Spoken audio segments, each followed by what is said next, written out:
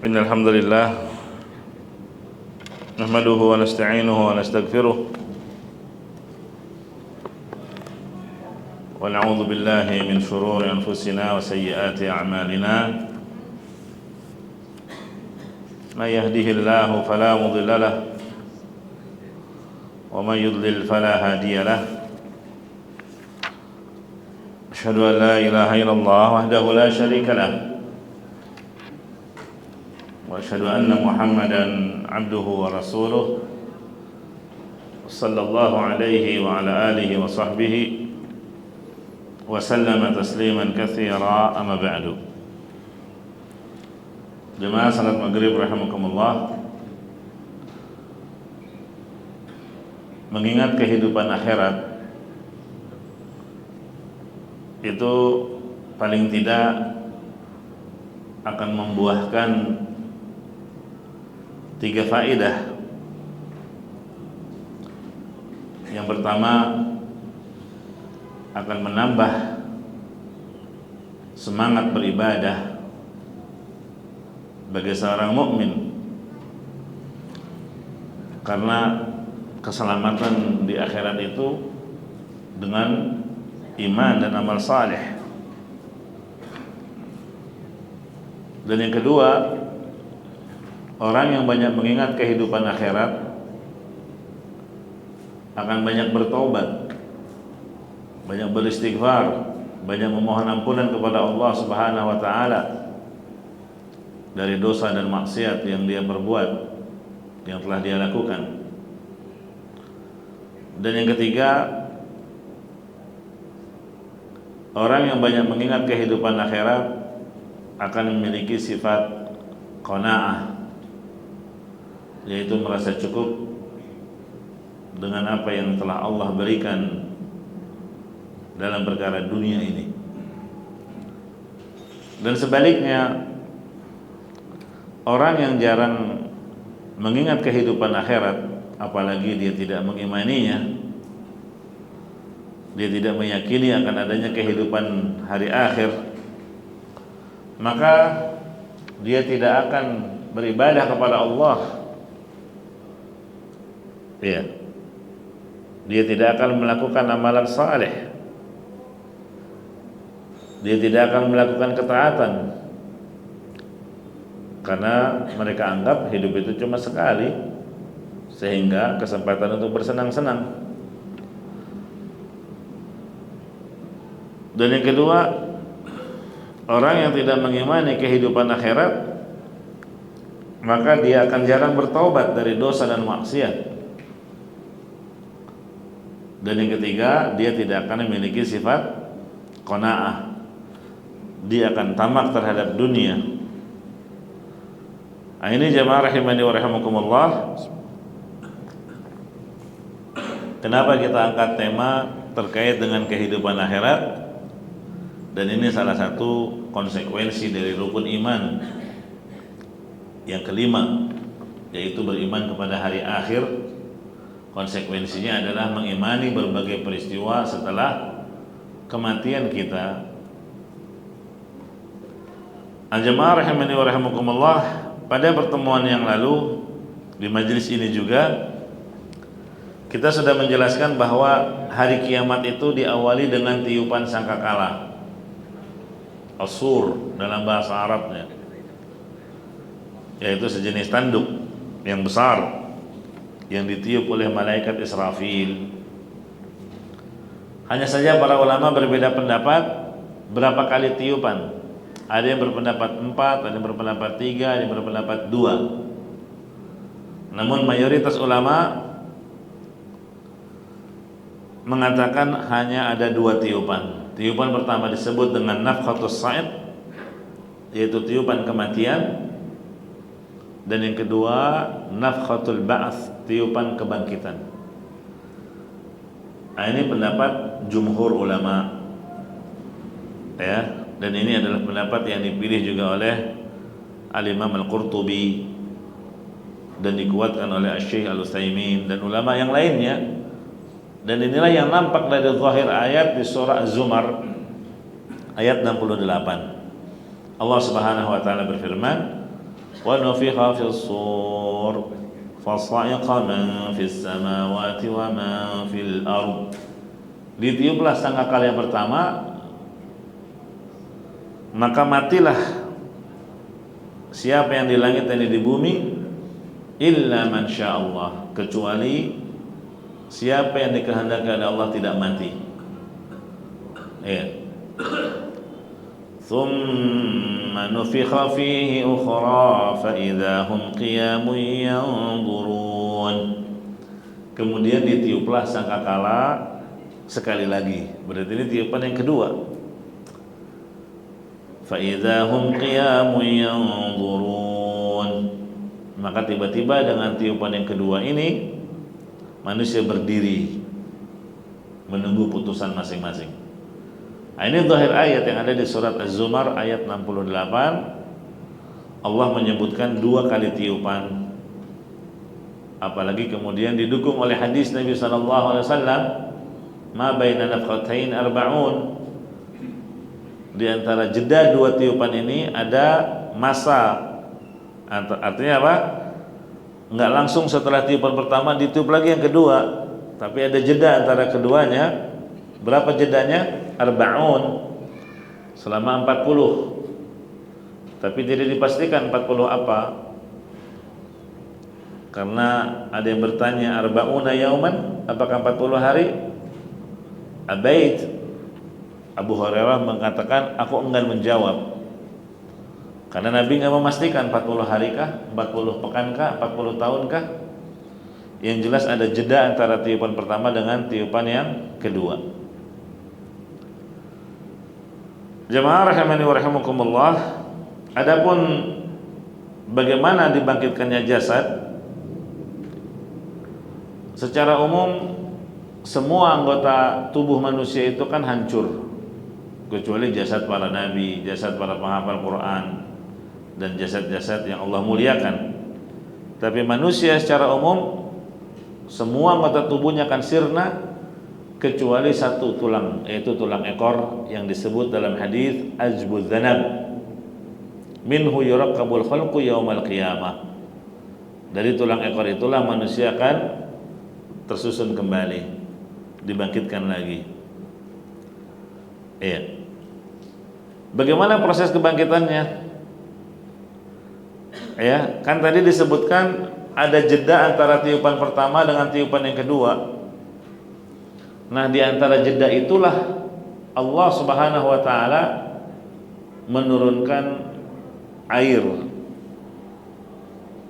Wallahu alam air apa, yang jelas mungkin seperti air hujan, dan itu ya, air masuk ke dalam bumi, masuk ke celah-celah tanah sehingga mengenai tulang ekor manusia yang masih tersisa tadi. Terjadilah proses pertumbuhan sebagaimana pertumbuhan tanam-tanaman ketika tersirami air hujan. Makanya di Al-Quran Allah Subhanahu wa ta'ala sering menyebut kadzalika tukhrajun, seperti itulah nanti kalian akan dikeluarkan dari kubur. Yaitu seperti tanah yang tadinya tidak ada tanaman, gersang atau tanah yang mati karena lama tidak diguyur hujan, karena kemarau panjang kah, kemudian Allah turunkan hujan, tidak lama kemudian tumbuhlah tanam-tanaman. Jadi air hujan masuk ke dalam celah-celah tanah mengenai biji-bijian, lalu biji ini membelah dan tumbuhlah tanaman.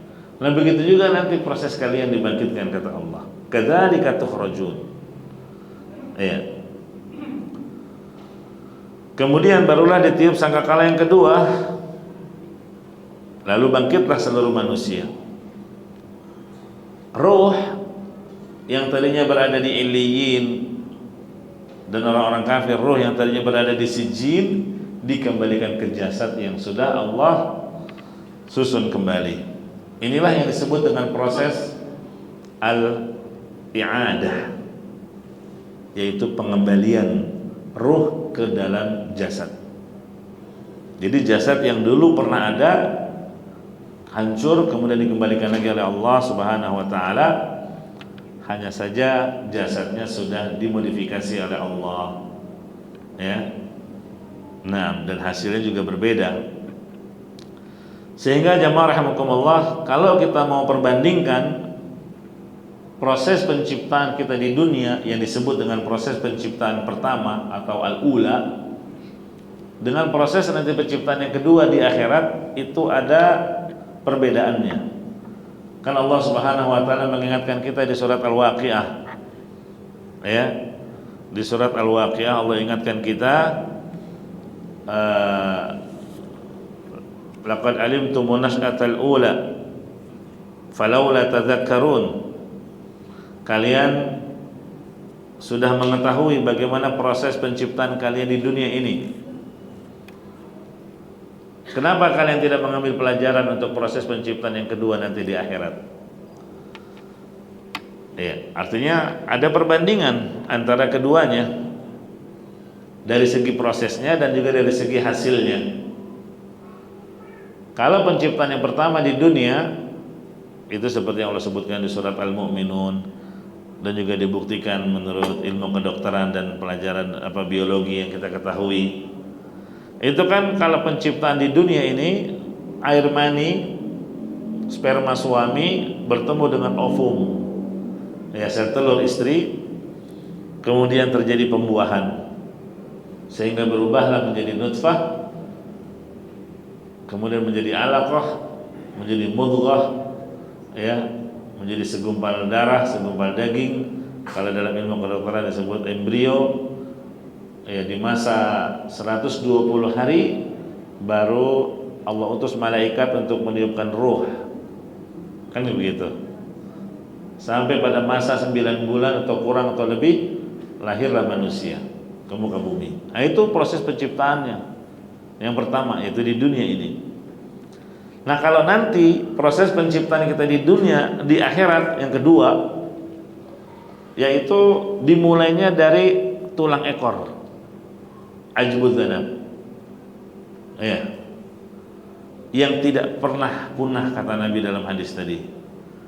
Nah, tulang ekor yang masih tersisa ini terkena air yang Allah turunkan dari langit, ya, sehingga tumbuhlah manusia seperti tanaman tadi yang tumbuh ketika terkena air hujan. Nah, ini perbedaannya dari segi proses. Adapun dari segi hasil, kalau penciptaan di dunia yang pertama ini, kita diciptakan untuk sirna, nggak ada yang kekal. Beda dengan penciptaan yang kedua nanti di akhirat, diciptakannya untuk kekal selamanya.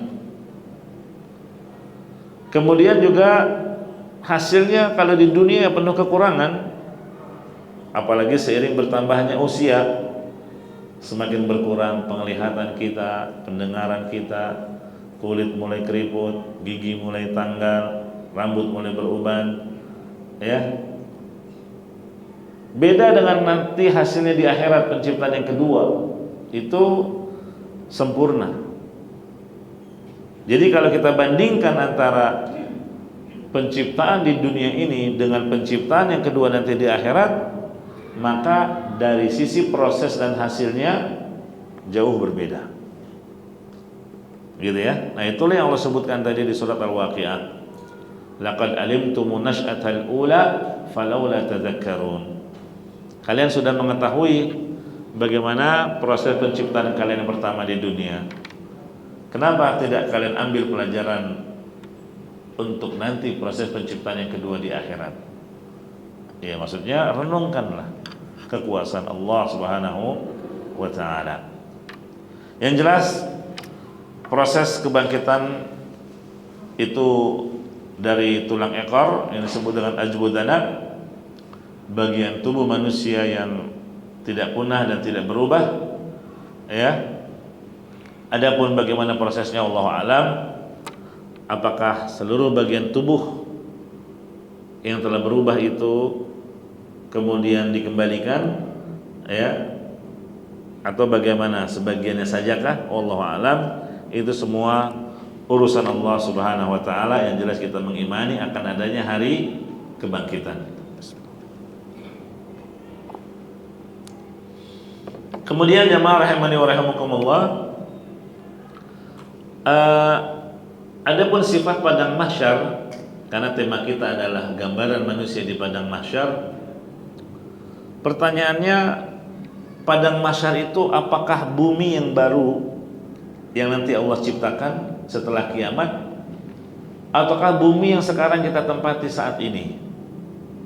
Nah, ini ada silang pendapat di kalangan ulama, karena zahir ayat di surat Ibrahim ayat 48 terkesan beda.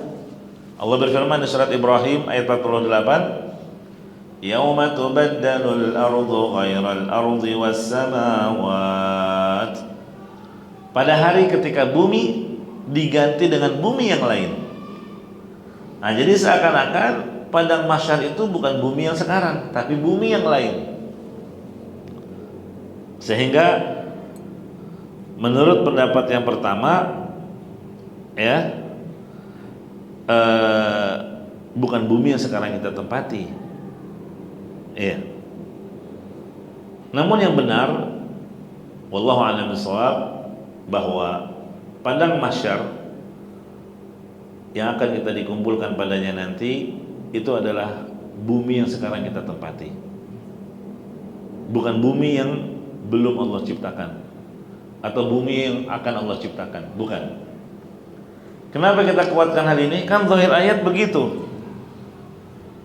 Ketika bumi diganti dengan bumi yang lain, maksudnya diganti adalah dimodifikasi. Bentuknya tidak lagi sama seperti yang sekarang ini. Ya, kita kuatkan pendapat ini kenapa? Karena inilah yang nampak dari dalil-dalil. Misalnya pertama, ya, disebutkan wa idzal ardu muddat. Iya. Apabila bumi didatarkan. Apabila bumi didatarkan. Sekarang kan bumi ini bulat. Nah, nanti didatarkan. Artinya muddat itu didatarkan oleh Allah Subhanahu wa taala. Iya. Kemudian bumi akan menjadi saksi, seperti yang disebutkan di surah Az-Zalzalah, yauma idzin tuhadditsu akhbaraha. Pada hari itu bumi akan menjadi saksi atas apa yang telah kita lakukan di dunia ini, dari ketaatankah, dari kemaksiatankah. Iya, Allah yang mampu menjadikan bumi ini berbicara. Kalau bumi akan menjadi saksi, tentu bumi yang sekarang kita tempati. Kalau bumi yang baru nanti Allah akan ciptakan, bagaimana dia akan menjadi saksi sedangkan dia tidak mengalami? Iya, dia belum ada, dia belum dicipta. Gimana kok dia bisa menjadi saksi? Yang namanya saksi kan yang mengalami peristiwa. Iya kan? Misalnya Anda diminta, ada satu kasus, Anda menjadi saksi. Iya, siap. Tapi Anda tidak ada di situ ketika kejadian. Oh, nggak bisa jadi saksi, ditolak persaksian Anda, kan gitu. Nah, sehingga kata para ulama, bumi akan berbicara menjadi saksi bagi manusia. Itu dalil bahwasanya bumi yang akan dijadikan padang mahsyar adalah bumi yang sekarang kita tempati. Ditambah lagi di antara hikmah kenapa Nabi SAW menyelisihi jalan ketika berangkat di hari raya, berangkat lewat jalur A, pulang nanti lewat jalur B. Ya, kata sebagian ulama, ini menunjukkan supaya semakin banyak bumi menjadi saksi atas kebaikan yang kita lakukan. Makanya kalau antum silaturahmi, birrul walidain, mengunjungi orang tua, saudara yang lain nggak ada yang tahu. Anda berangkat sendirian, nggak perlu yang lain tahu, apalagi nggak perlu kemudian selfie, kemudian menunjukkan posisi kita di rumah orang tua. Iya, itu hanya akan menggugurkan pahala. Kenapa? Cukup bumi yang kamu pijak itu akan menjadi saksi nanti di hadapan Allah bahwa di jam sekian, tanggal sekian, hari sekian, kamu melangkahkan kaki ke rumah orang tuamu dalam rangka birrul walidain. Begitu. Jelas? Demikian juga misalnya muadzin. Kan kata Nabi SAW, suara muadzin sejauh jangkauan suaranya terdengar oleh seluruh makhluk, itu nanti la yasma'u, tidak ada satupun yang mendengar, jinnun wala insun, baik dari kalangan jin, manusia, bahkan makhluk yang kering maupun yang basah. Yang kering itu yang dimaksud bebatuan, kerikil, yang basah pepohonan. Semua akan menjadi saksi bagi si muadzin. Nah, berarti ini menunjukkan apa? Bumi yang sekarang. Iya. Adapun bagaimana prosesnya bumi yang sekarang kita pijak terus diubah menjadi bumi yang menjadi mahsyar. Yang pertama disebutkan di surat Az-Zalzalah, idza zulzilatil ardu zilzalaha. Apa kelanjutannya? Wa akhrajatil ardu athqalaha. Bumi akan mengeluarkan isi perutnya. Iya. Dan juga di surat Al-Insyiqaq ayat 4. Wa alqat ma fiha wa takhallat. Bumi memuntahkan apa yang ada di dalam kandungannya. Iya. Wa takhallat, sehingga perut bumi menjadi kosong. Kan banyak tuh isi perut bumi, ada emas, ada perak, ada nikel, ada berbagai macam kekayaan bumi.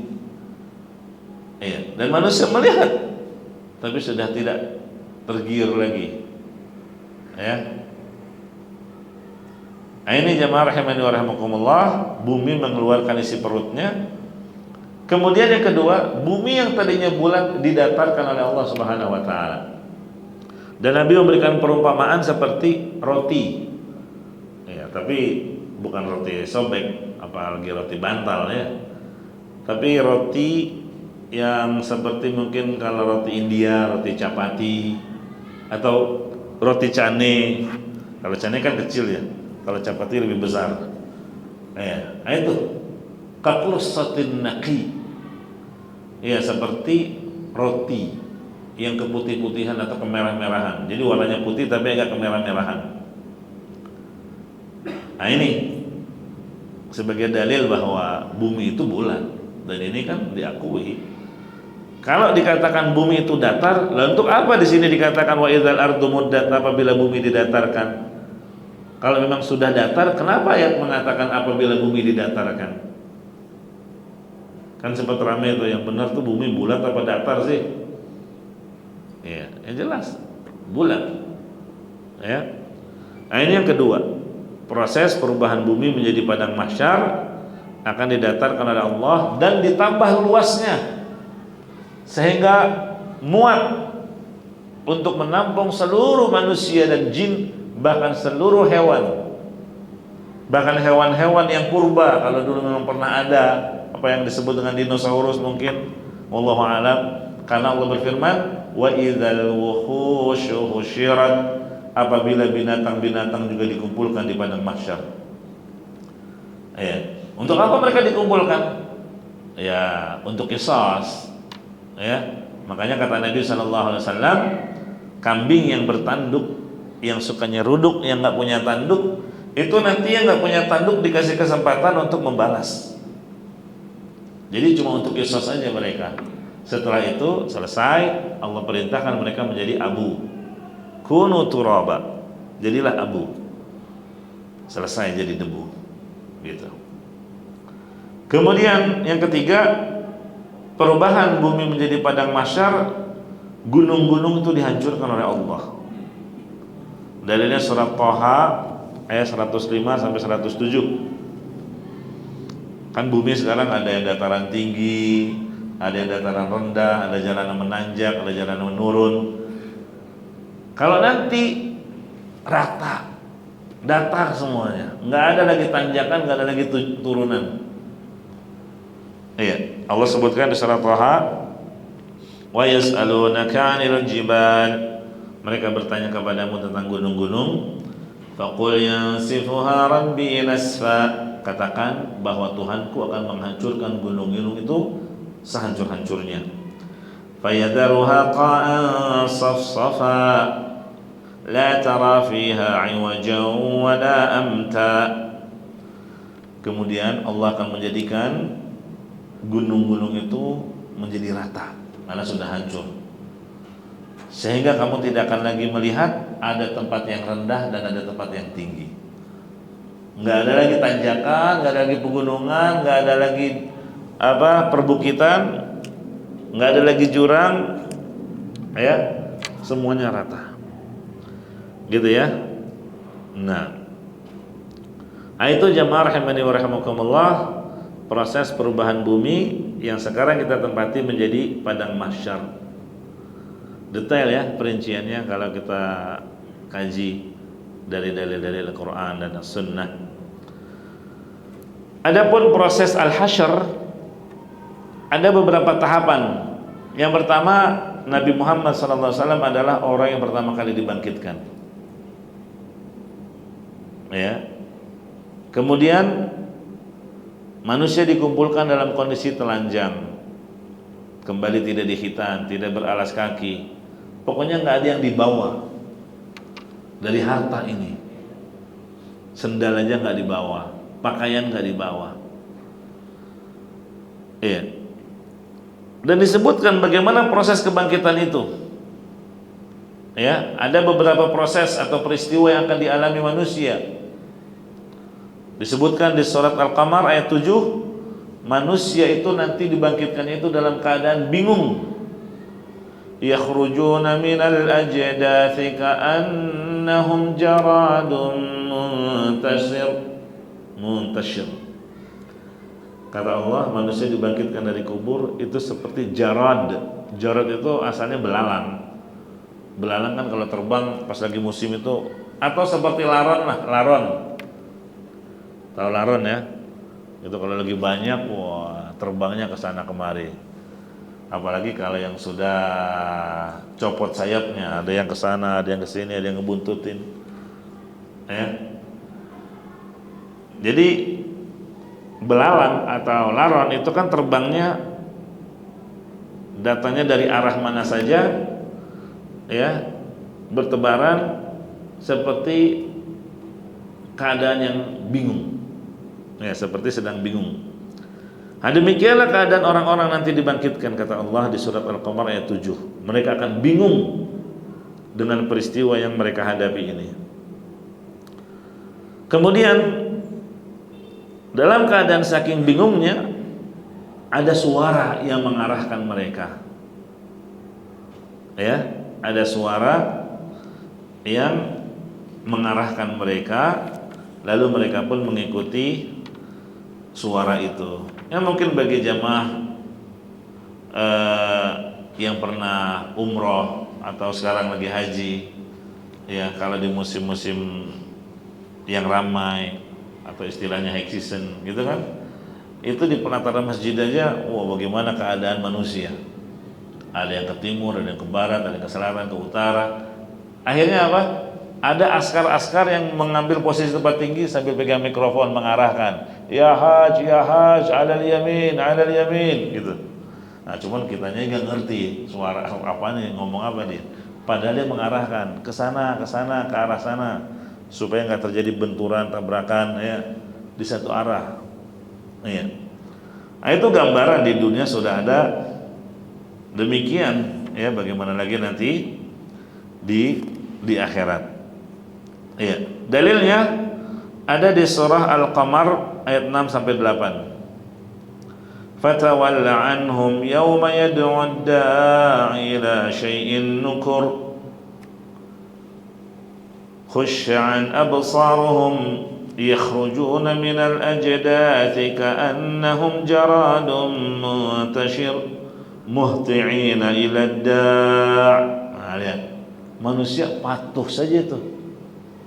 Mereka patuh mengikuti suara yang menyeru. Beda dengan yang di Masjidil Haram. Walaupun askar yang bilang alal yamin ke kanan diarahkan ke bangunan baru, tapi masih ada yang ngeyel, oh enggak, saya mau ke situ karena di situ ada istri saya. Nah, akhirnya lompatin pagar lah, sampai kadang siap ribut dan kadang terjadi tengkar. Nah itu di dunia kadang masih ada yang ngeyel. Kalau nanti di akhirat Allah katakan apa? Muhti'ina ila da', semuanya patuh. Iya. Datang mengikuti suara itu. Iya. Jadi suara yang akan mengantarkan mereka untuk kumpul di satu titik. Nah, kemudian tadi kan disebutkan bahwa manusia dikumpulkan dalam keadaan telanjang, tapi pada akhirnya mereka diberi pakaian juga. Iya, nggak telanjang terus-terusan. Dan Nabi menjelaskan yang pertama kali diberi pakaian adalah Nabi Ibrahim alaihi salam. Ya. Kenapa kok Nabi Ibrahim bukan Nabi Muhammad sallallahu alaihi wasallam? Karena Nabi Ibrahim dialah yang pernah dilucuti pakaiannya. Kapan itu? Waktu dia disiksa sama Raja Namrud kan, gara-gara ngancurin berhala-berhala, terus ditangkap, mau dihukum, hukumannya sadis, dibakar. Ya, dan orang dulu kalau mau nyiksa itu ditelanjangi dulu, supaya api itu langsung mengenai kulitnya. Beda kalau dia pakai jaket, pakai baju, kan nggak langsung, tapi bajunya dulu yang kena, apalagi kalau tebel. Nah ini dilucuti pakainya, ditelanjangi. Karena dia Nabi Ibrahim pernah dilucuti seperti itu pakaiannya dalam rangka membela tauhid, maka Allah beri kemuliaan. Beliau lah yang pertama kali diberikan pakaian pada hari kiamat. Nah itu diantara hikmah. Bukan berarti Nabi Ibrahim itu derajatnya lebih tinggi dari Nabi Muhammad SAW. Tidak. Ya. Tetap Nabi Muhammad lah yang paling utama diantara seluruh para nabi, termasuk Nabi Ibrahim alaihissalam. Kemudian jamaah rahimani wa rahimakumullah, diantara yang terjadi yang kita maklumi yaitu matahari akan didekatkan. Hanya seukuran 1 mil. 1 mil itu setara dengan 1,6 kilometer. Nah ini juga dalil bahwa tubuh manusia sudah dimodifikasi oleh Allah.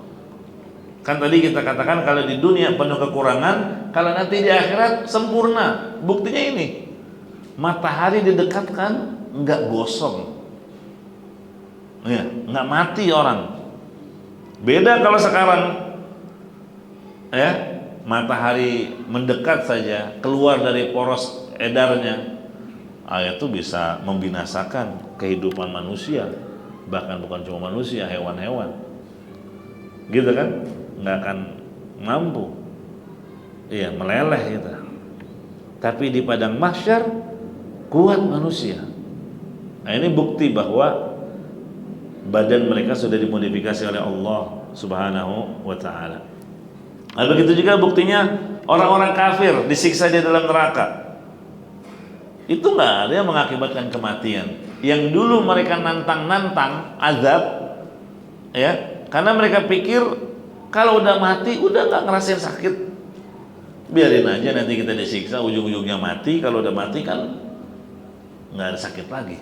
Jadi mereka kira seperti orang dianiaya di dunia karena maling misalnya, mencuri, wah dipukul-pukul dan ditendang sampai akhirnya mati. Udah mati ini masih ada yang kesal, nendang juga, ya. Tapi udah nggak kesakitan. Sebelumnya dia teriak-teriak, tapi teriakannya sebentar aja. Begitu mati, tetap ada yang mukul, nggak sakit lagi. Jadi mereka pikir gitu. Nah, ternyata tidak, nggak ada yang mengakibatkan kematian. Mereka disiksa demikian keras, tapi kuat fisiknya. Iya. Nah, ini jamaah rahimani wa rahimakumullah, tentang proses terjadinya al-hasyr. Adapun bagaimana kondisi manusia di padang mahsyar, itu kita bisa bagi menjadi 3. Pertama, kondisinya orang-orang kafir. Yang kedua, kondisinya orang muslim tapi dia pelaku maksiat. Muslim tapi fasik istilahnya. Fasik itu kan artinya orang yang keluar dari jalur. Tadinya lurus jalur ketaatannya, dia keluar. Nah, itu namanya fasik. Kalau kafir lain lagi. Kafir memang keluar dari rel, Nah kalau ini enggak. Ini kondisi orang muslim tapi pelaku maksiat. Dan yang ketiga, kondisi orang-orang yang bertakwa. Nah ini beda-beda nih. Jadi secara umum kondisi manusia di padang mahsyar itu kita bisa bagi menjadi tiga.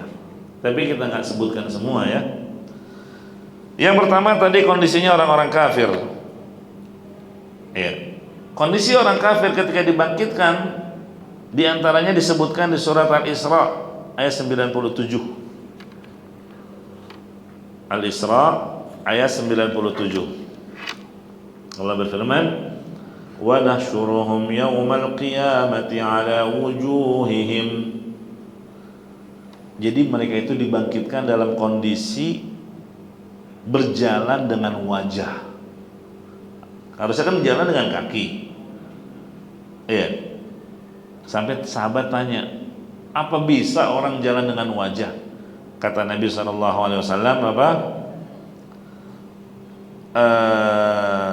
Alaysa alladhi amshahu ala rijlaihi fid dunya qadiran ala ayyamshiyahu ala wajhihi yawmal qiyamah. Bukankah yang membuatnya bisa berjalan dengan kedua kaki di dunia mampu juga untuk membuatnya berjalan di atas wajahnya nanti pada hari kiamat? Oh ya, kata para sahabat, bala, benar. Iya, benar. Allah Maha mampu. Jadi ini penghinaan bagi orang-orang kafir. Kenapa mereka dibangkitkan dalam kondisi wajahnya di bawah, kakinya di atas? Karena wajah itu kan tempat yang paling mulia. Makanya kita nggak seneng kalau orang ngeplak kepala gitu. Jangan pegang kepala dong. Iya. Lain hanya kalau dipegang pundak atau tepuk apa bagian lain. Tapi kalau kepala, wah tersinggung dia. Kenapa? Ini tempat yang termulia ini, apalagi wajah, gitu kan? Nah tapi orang-orang kafir nanti akan menjadi apa? Tempat termulia pada tubuhnya itu justru dijadikan sebagai pijakan. Iya. Kenapa demikian? Karena mereka selama hidup di dunia nggak mau sujud kepada Allah, nggak mau sujud kepada Allah. Makanya mereka dibangkitkan dalam kondisi terbalik. Iya. Karena tidak mau menggunakan akalnya, otaknya, tidak pernah mereka gunakan untuk berpikir. Ya. Nah, sehingga dibangkitkan seperti itu. Iya. Kemudian itu tadi di surat apa? Al-Isra ayat 97. Yang kedua, kondisi orang kafir ketika dibangkitkan itu dalam kondisi matanya buta, telinganya tuli dan bisu. Kali ini sering kita dengar. Ya, dalilnya surat Toha ayat 124 sampai 127. Ya. Tapi ini ketika di awal-awal ya. Ketika di awal-awal dibangkitkan kok mereka buta, tuli dan bisu. Ya. Tapi kepada akhirnya Allah kembalikan penglihatan mereka, lisan mereka dan pendengaran mereka. Tapi dikembalikannya bukan dalam rangka sebagai bentuk rahmat, tapi dalam rangka untuk menambah azab. Makanya mereka ketika dikembalikan penglihatannya ternyata melihat hal-hal yang menyeramkan, melihat siksaan, melihat api neraka. Bahkan mereka mohon-mohon kalau melihatnya kayak gini mendingan butain lagi aja dah. Telinganya juga begitu dibuka pendengarannya mendengarkan suara-suara yang mengerikan, teriakan, api yang bergejolak. Nah ini jamaah rahimani wa rahimakumullah. Jadi awalnya mereka dibangkitkan dalam keadaan buta, tuli dan bisu, tapi kemudian Allah kembalikan dalam rangka apa? Mengadab mereka. Isya ya. Baik, kita jeda dulu untuk salat Isya. Nanti setelah salat kita lanjutkan sedikit untuk kemudian setelah itu tanya jawab biidznillahi ta'ala. Barakallahu fikum wa jazakumullahu khairan. Alhamdulillah hamdan katsiran tayyiban mubarakan fih kama yuhibbu rabbuna wa yardah. Asyhadu an la ilaha illallah wahdahu la syarika lah wa asyhadu anna Muhammadan abduhu wa rasuluh sallallahu alaihi wa ala alihi wa sahbihi wa sallama tasliman katsira. Amma ba'du. Sedikit kita lanjutkan tentang kondisi manusia di padang mahsyar. Kita bisa membagi menjadi 3 kelompok. Pertama adalah kondisi orang-orang kafir, kemudian yang kedua adalah kondisi muslim tapi dia pelaku maksiat, dan yang ketiga adalah kondisi orang-orang yang bertakwa. Adapun kondisi orang-orang kafir tadi kita sudah sebutkan 2 di antaranya. Pertama, mereka dibangkitkan dalam kondisi terbalik, yaitu wajahnya di bawah dan kakinya di atas. Dan ini sebagai bentuk penghinaan dari Allah Subhanahu wa taala. Dan yang kedua, mereka dibangkitkan dalam kondisi matanya buta, tuli, ya, dan bisu, disebutkan di surah Thaha. Ya, karena mereka tidak menggunakan penglihatan mereka ketika di dunia dan juga pendengaran mereka untuk membaca dan mendengarkan ayat-ayat Allah Subhanahu wa taala. Karena mereka bertanya, Rabbi lima hasyartani a'ma wa qad kuntu basira.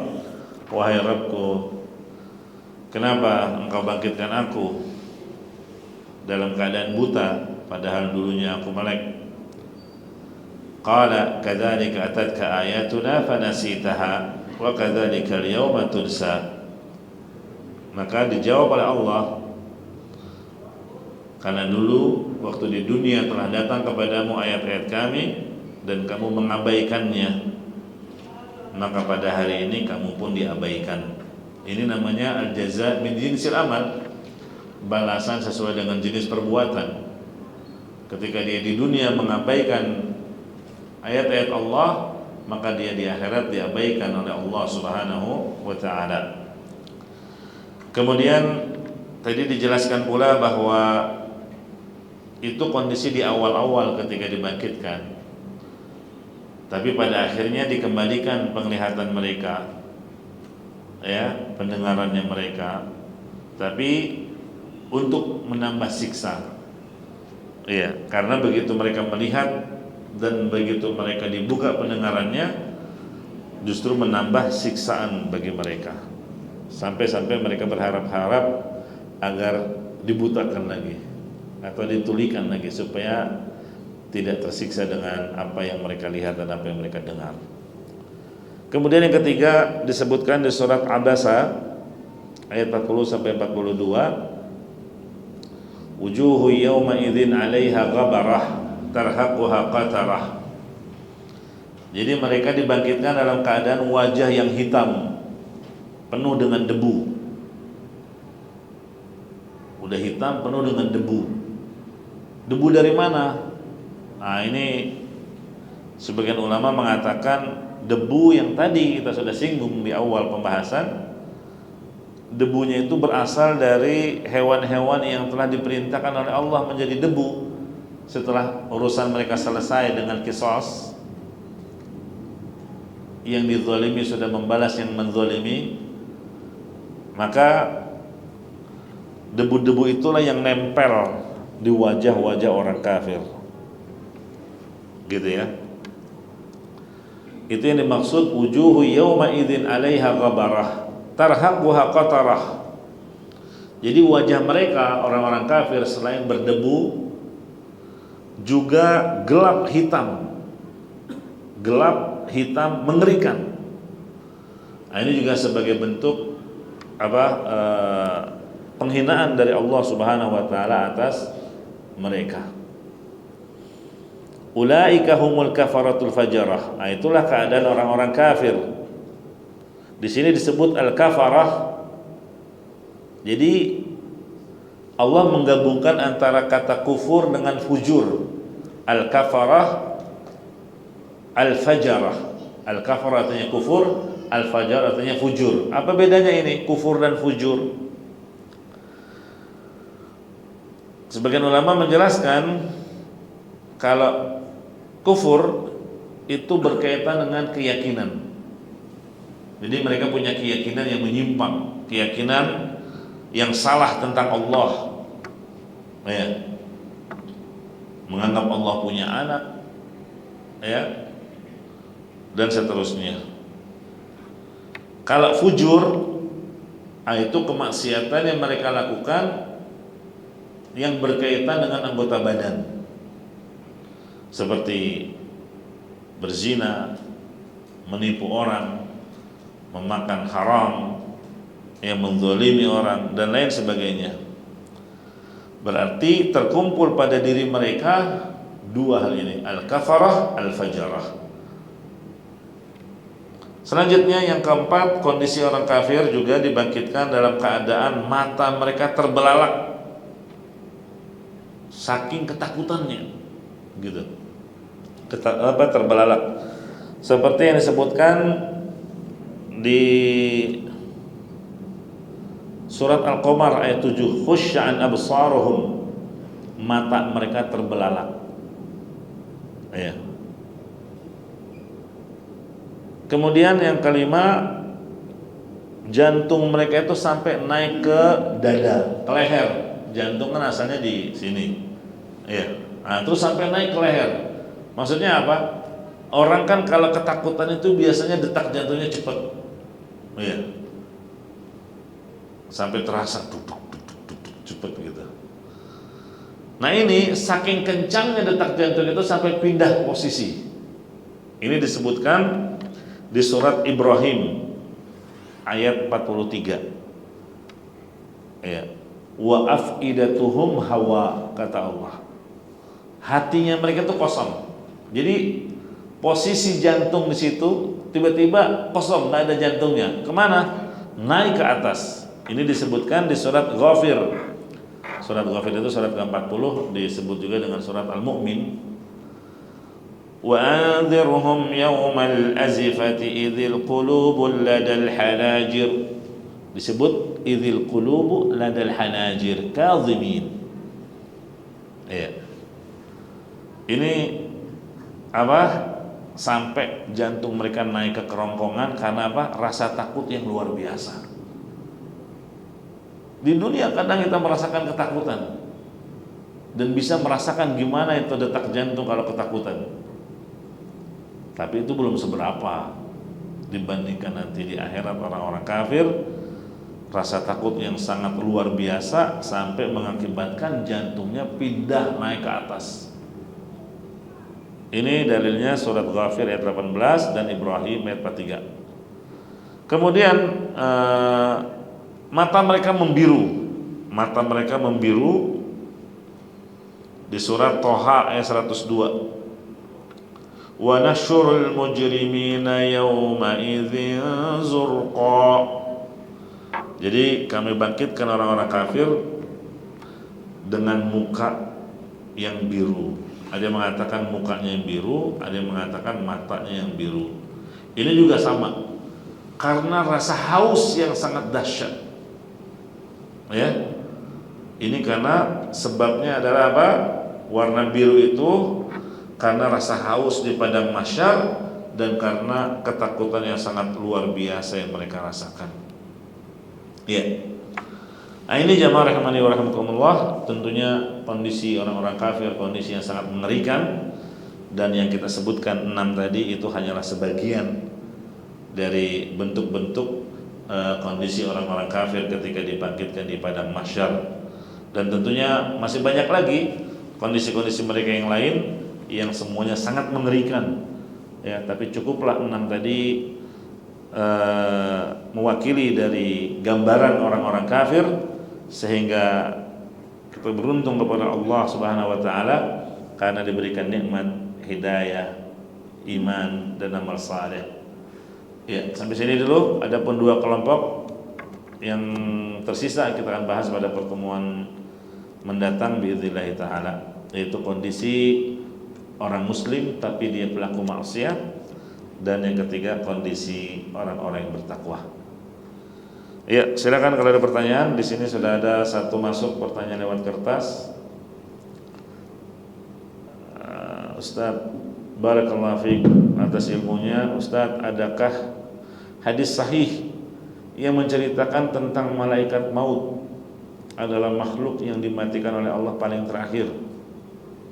Allah meminta malaikat maut untuk mencabut nyawanya. Tidak ada ya, malaikat itu termasuk yang dikecualikan oleh Allah tidak wafat, tidak mati. Kan tadi disebutkan di surat Az-Zumar, illa man syaa Allah.